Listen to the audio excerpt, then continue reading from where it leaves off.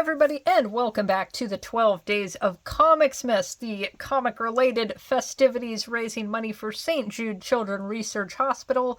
I've got my helpers here, but what I don't have is the comic. I don't physically have the comic in my possession, so we're gonna slap some scans onto the screen. Today's entry drew my attention for the name specifically. We are looking at Samurai Santa. And this was published back in 1986 by Solson Publications.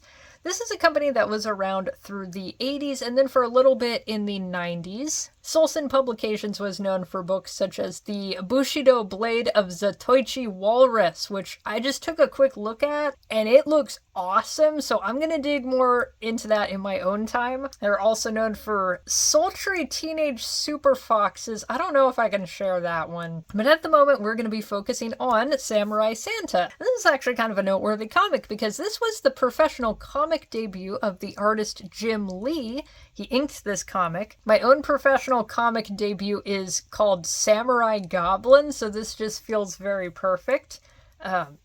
Also, if you want to take a look at that comic is linked down below in the video description, and you can read it for free.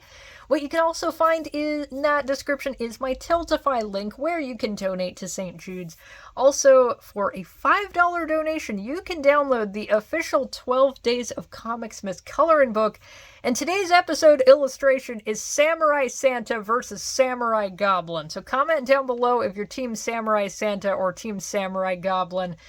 Actually, maybe we should read the comic first before you decide. Our story opens up in a department store amid holiday festivities, and someone left Santa unattended around the spiked eggnog. The store manager, Mr. Osborne, is in a frenzy trying to find any and all willing participants to sit and listen to 300 kids' demands.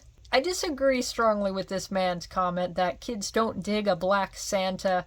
I'll have you know, Mr. T played Santa in A Christmas Dream back in 1984, and that's got an entire 4.8 out of 10 stars. But as is customary in most workplaces, the worst jobs fall onto the freshest meat. In this case, Sam, who runs the robot counter. Also, it's been a long time since I've been in a department store, but were robot counters a thing that existed? If that's true, department stores would be a lot more exciting. He is also very quick to assume that they need someone taken out.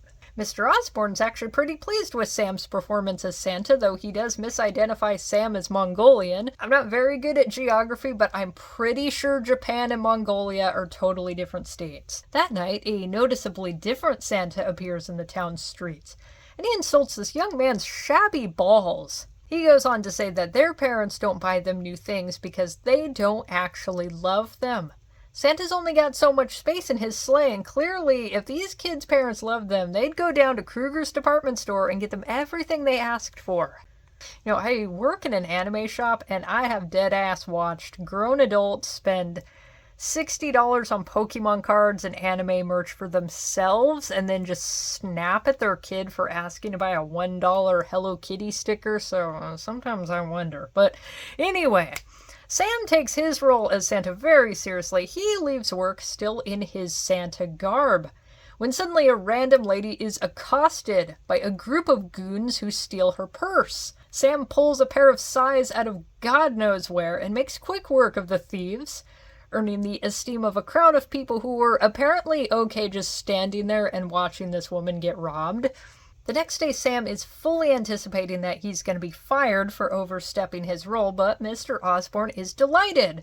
Not because Sam saved an old lady or anything, but because he, Mr. Osborne, anticipates the greatest marketing stunt this store has ever pulled. Everyone was thrilled to see Super Santa, and the department store's business is booming. Later in the day, the mysterious other Santa caresses his voluptuous belly as he tells this little girl to complain to her parents until they buy literally every Hello Kitty product available on the market. Make sure they buy at least 20 of the mystery blind boxes, because, you know, sometimes you get doubles. You want to make sure you get the whole set. Did Santa mention it's best to buy them specifically from Kruger's department store?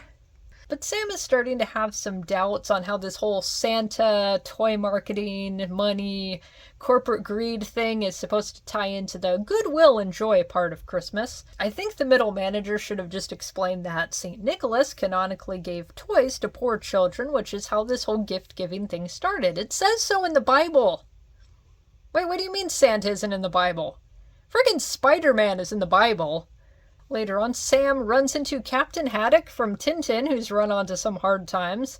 Looks like Sam even gave him a shave with that katana because the dude's facial hair disappears between panels. Things are going so well for the store that they decide to hold a big event handing out free toys for underprivileged kids. And by free toys, I mean all the crap they struggled to sell and want to offload at a loss. Now, Sam doesn't stand for this, and he secretly swaps out all the toys for something more meaningful, something that will actually enrich the children.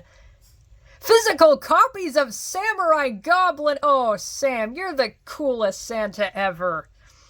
Sam's boss now looks like an asshole for trying to dump unwanted toys on the kids instead of giving them far cooler presents. Suddenly, the other Santa Claus from before appears. And honestly, I'd be delighted if Santa gave me a crossbow for Christmas, but maybe not if he shot it at me. But this Santa has underestimated Sam's ability to hide weapons literally anywhere. And with a twist absolutely no one could possibly have seen coming, the other Santa has been Mr. Osborne the whole time. And now he really looks like an asshole. Sam gives a stern lecture on the true meaning of Christmas before finally disappearing into the night. And I hope we've all taken Sam's lesson to heart on this 5th day of ComiXmas. Christmas isn't about the fruit cake. It's not about the high blood sugar. It's about spreading joy and cheer through simple kindness, like giving people comic books. So I hope you all enjoyed today's episode. Please check out the links in the description for both where you can donate to St. Jude's and where you can read a free comic. And I'll see you tomorrow in the next episode.